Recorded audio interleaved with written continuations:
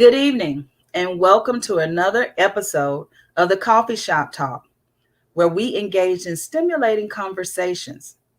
Tonight's guest is the founder of Fathead Productions, a fast rising North Carolina based film company. He is one of the finalists at the 16th anniversary Peachtree Village International Film Festival in Atlanta, Georgia. This year is being held virtually because of COVID-19, as many other events are being held from October the 21st through the 23rd. Later on in the show, I'll share with you how you can get tickets to this film festival this year. But right now, I want you to sit back, grab a cup of your favorite brew or whatever beverage that you choose, and help me welcome this evening's guest, Mr. Marki Henderson. Thank you. Thank you. Mr. Henderson, thank you so much for joining us this evening. And I know you are extremely excited. Yes.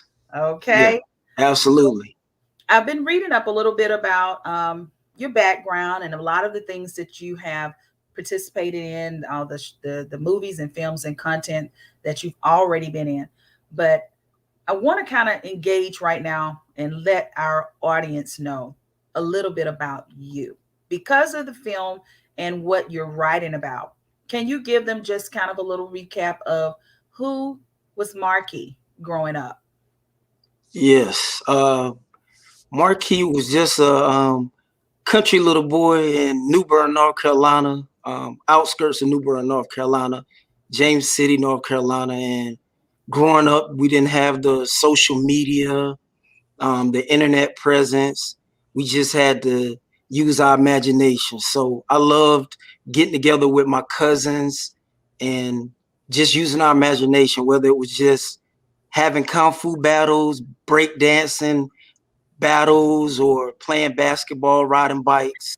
Anything we did together, I really enjoyed getting together with my cousins and just using our imagination to have fun. So I really just grew up, enjoying, my cousins and doing simple stuff to have fun. Okay, and it sounds like you all did a lot of what we did. A lot of the kids don't get out anymore. We were. I came up in the 70s and Okay. 80s. Okay. So I know I'm a little older than I look, but we just like yourself. We had to use our imagination. We had to really engage with one another. Right. Now because of technology, the kids Hmm. are like drunk. Right. Zombies in there. They don't get a chance to get the fun or sunlight like we Right. did. Actually, we were just kind of told you get out the house and you play. Right. You had to Right. be back in by a certain time, but you had to get your exercise in, your Right. sunshine in. Right. So, Absolutely. so Absolutely. with this particular film that or content that you have written here, you are bringing some of your childhood experience into it. What Yes. made you want to do that? I've always wanted to do animation, growing up seeing Fat Albert, and all the cartoons, He-Man, Inspector Gadget, Thundercats. I Oh, always wanted to do it, but COVID kind of forced me to do it because here I was trapped in the house. Work was going well, and then it just came to a halt. So I couldn't work, I was in the house. So I said, what can I do to keep my craft going? So I said it would be a good time to do some research and see about this animation. And I had I wrote the script, and I said I know it wasn't going to look like Disney or Pixar, but I was going to do what I could to kind of bring my story to life. And that's what COVID forced me to do. okay. I'm hearing a lot of that. I'm hearing a lot of people. It's amazing that in the midst of a pandemic, that type of pressure Hmm. has pushed so much purpose. I love to say that. Yes, it Right. forced us to be more creative. As an Right. art educator myself, I believe in thinking outside the box with Right. situations. So here you had to actually think outside outside the box and not be just confined. I mean, you could have used it as an excuse to say, well, I'll sit and wait till this passes and wait till whatever comes up. But you chose to get creative. Now, I heard you say Fat Albert and some of Mm-hmm. the Thundercats, all of those. Mm-hmm. I remember all of those. Wow. Um, Okay. oh yeah. Okay. We hear that. We hear. We are so Okay. All so right. I love that. I can't wait to see the manifestation of that. But was it hard trying to find someone to produce this content or to do the animation for you? Um, I mostly, honestly, I mostly did it myself. It is kind of hard because I reached out to several studios, and I had one contact out of Virginia, and I'm not gonna name them, but they said send me the script. I sent them the script, and they said, man, I love it. Can't wait to work with you. But then they hit me with $100,000 price tag. So I said, whoa, whoa. I said, hold on. So yeah, so I kind of had to. I studied, and I kind of did research, and I had to just grind on my own and just do the best I could. And it came out. I'm blessed. God is great that it became a finalist. I'm happy that it became a finalist. It won a couple of awards in a festival in LA. So God is great. I'm so thankful and blessed to see what it's doing. So, how does it feel to be one of the finalists at the Peachtree Village International Film Festival? I mean, this Wow. festival is definitely notorious for recognizing, writers, directors, actors for their content. How are you feeling right now about that? I just feel blessed. I didn't come to preach to you today, but I know there's a God somewhere. You better So say it. I just feel so blessed. I'm just really thankful. Oh, great, great. I know. So, where were you when you got the news that you were a finalist? What were you doing? Wow. I think I might have actually just finished up an audition, a submission. I think I just submitted an audition, and I was checking my email, and I Mhm. saw it. I was like, wait a minute, make sure I'm reading this right. I had to read it a couple of times. Yeah, but I think I had just made a video audition submission. So, who was the first person you told? Wow, well, my wife, she was right there. She was the first person. Yeah, she was the first person I told, and then I sent it out to my friends and everybody I could. Okay, so we know that this is an animation, so clearly kids will enjoy. But what do you think about the adults? Is the tone of because I remember loving, I mean, I still watch remakes of Fat Albert, Tom and Jerry, all of those kind of shows today. I mean, do you think it's something that the adults or the parents can get kind of engaged in?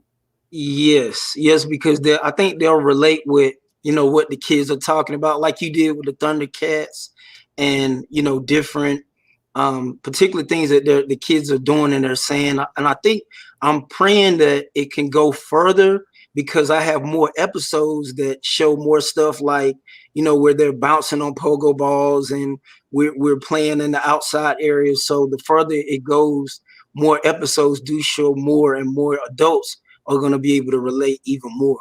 Okay. So, what do you see was the greatest challenge that you, as a screenwriter, faced during the pandemic doing this particular project?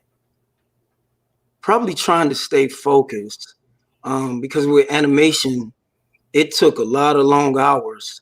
Mhm. So just, staying focused on what you're doing Yeah. and your goal. So, are you an animator? Do you have a background in um, animated arts or the No, art? honestly, I'm an animator at heart. I love animation. I've been watching cartoons since I was 5. But Okay. I had no background. I had to do my research and study and grind, and did it all during that time period. And just put in a lot of long hours. But I didn't have a background before now. Okay, so you had your own software program. I want Yeah. the audience to understand the blood, sweat, and tears that went into it Oh. because again, being Oh. in art, I know, and I tell people all the time that, and even with my students, I used to tell them the reason that you can charge what you do for any type of art form is because it takes a lot of man hours to Right. do it. So you're Right. putting your meticulous twist onto it. You're editing, re-editing, or Right. changing, or doing those kind of things. And so I can only imagine what you must have had to go through. Were there times that you wanted to give up? I mean, we're in the midst of a pandemic. What? Wow. There were times that I didn't know if it was going to get completed. I said I didn't know if I was going to finish, the script. But I just said, Lord gave it to me, so I just kept pressing on, Uh-huh. and I finished the script. I completed it. But it was times that I kind of questioned. It was a lot of hours I had to put in. Okay, so you mentioned your wife was right there. How important was it to have that type of support during the pandemic with this project? What did she think when you brought this idea to her? Honestly, at the time, I probably was getting on her nerves. The pandemic. She probably ready to put me out. But I think she was. She's always like my number one supporter. A lot of short films and 2 feature films I've done. She was the co-director, so she's to the point where she's burnt out. She like, don't come to me with nothing else, Oh, basically, because she's done everything. It's my dream. It's not her dream. She just does it or did it because of the love for me. So and I appreciate her for that. yeah. So I imagine she was excited when she saw the finished product and when you started winning the finalist or getting awards for it. So it paid Yes, off.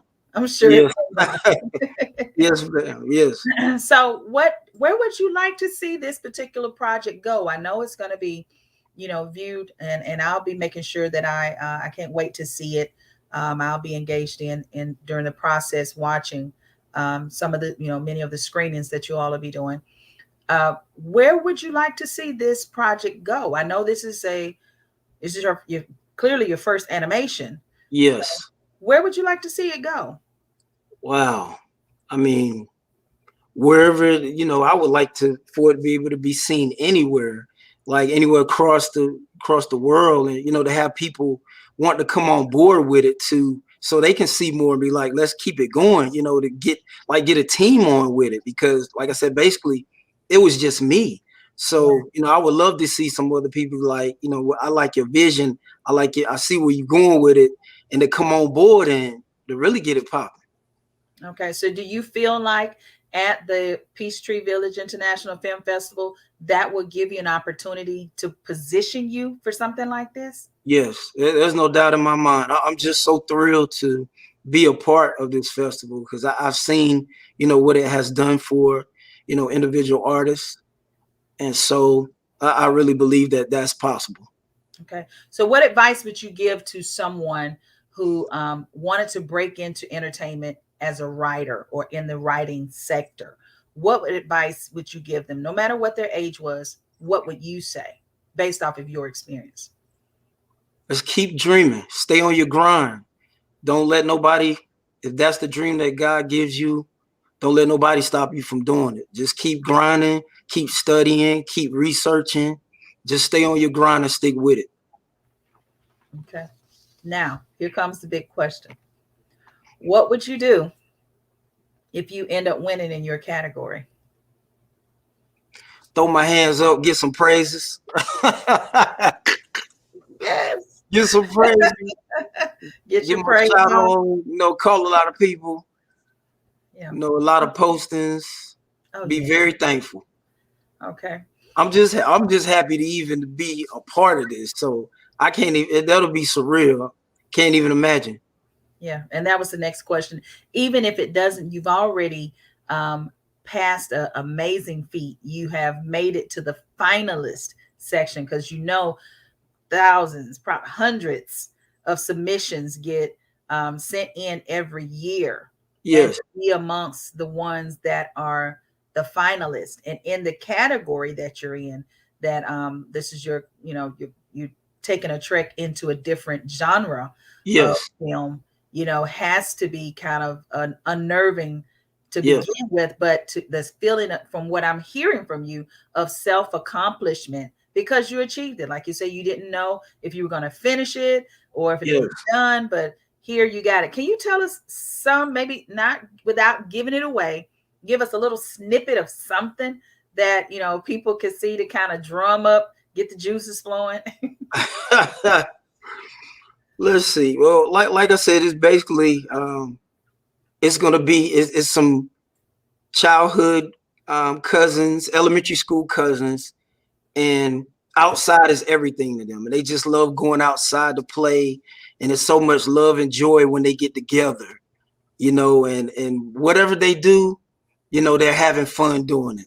And a lot of it, this first episode, um, a lot of it takes place outside. There is some, not to give it away, there is some inside scenes at Grandma Mary. We used to call her Grandma Mary's house, Mhm. where they're watching some cartoons. So, but it's just some cousins that I know if anybody can remember, you had those your favorite cousins that you love. It didn't matter whenever they came over and knocked on your door. You knew it was going to be a fun time if you can get outside with them. So Exactly. that's kind of what it's about. And one of my final questions is, can you see actually using this platform to tackle maybe some um, issues that kids face today? Um, Yes, to maybe utilize as a way of helping them to make it past these things. Because first of all, I mean, this is the first time. The last 2 years have been extremely hard on the youth, having to either sit and learn from home, not hmm, being able to engage. Keep in mind, this generation is not like our generation where we got outside. They were, able to socialize. Social is right, being the key word. They were used to being with their friends and in different settings, and now they were isolated and they didn't get a chance to. So I imagine there's some things that maybe they face that you could probably interject into some episodes, even though it's taking place in the 80s, to yeah. show, you know, that kind of give room for, other storylines. So you can, what are some things that you would like to see um, the youth of the 80s tackle that the generations of this century could take away from it? Absolutely. I mean, I would love, like I said, I would love for to take the project further and to continue it and start to kind of, pick my grandkids' brains or children of this different generation to kind of tackle like the bullying or certain things, that they deal with.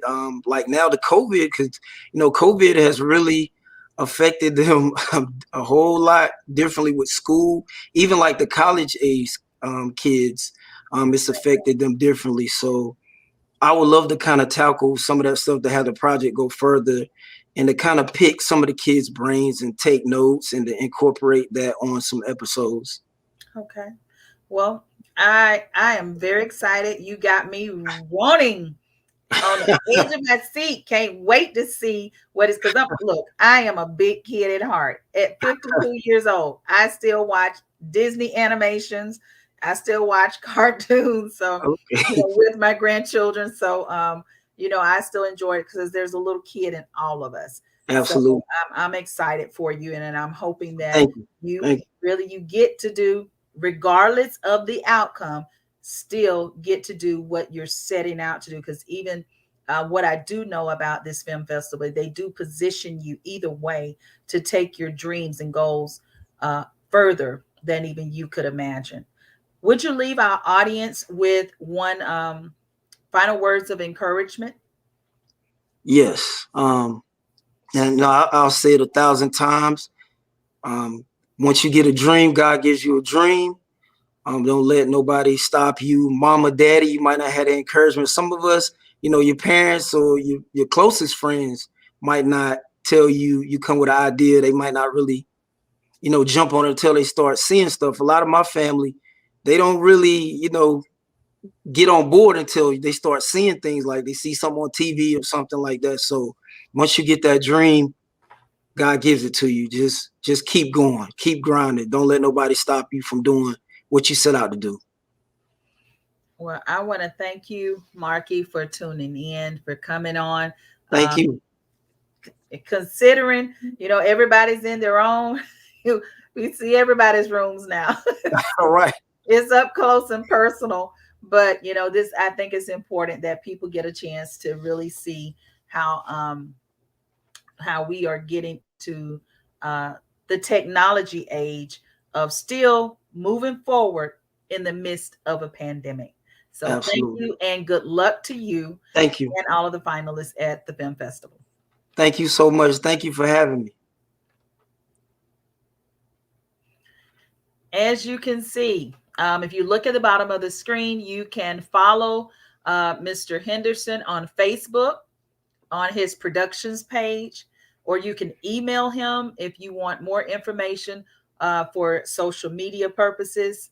And we just want to share with you that this is the 16th year of the Peachtree Village International Film Festival that's in Atlanta, Georgia.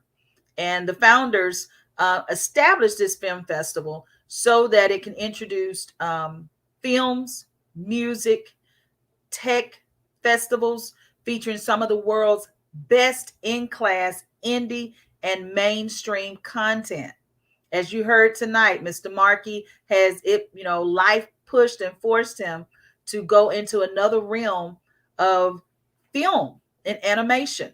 And just because he couldn't find an animator does not mean that would stop him from creating his animation. He did it himself, so you can too.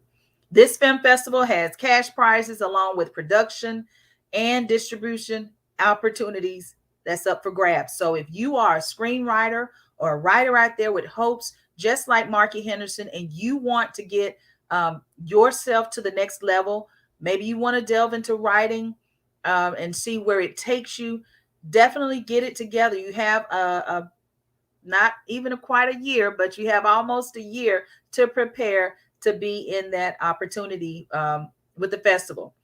They highlight feature-length films, shorts, music videos, documentaries, and screenplays from around the globe. And they do all of this to empower creatives by offering those contracts and distribution. So if you're one of those people, make sure that you do. So to get your tickets, all you have to do is go to www.pviffatl.com. Again, that is www.pviffatl.com. And the film festival is from October the 21st through the 23rd. And again, thank you for joining me this evening for another episode of the Coffee Shop Talk. Look out again for our next and new conversations. Talk to you guys soon.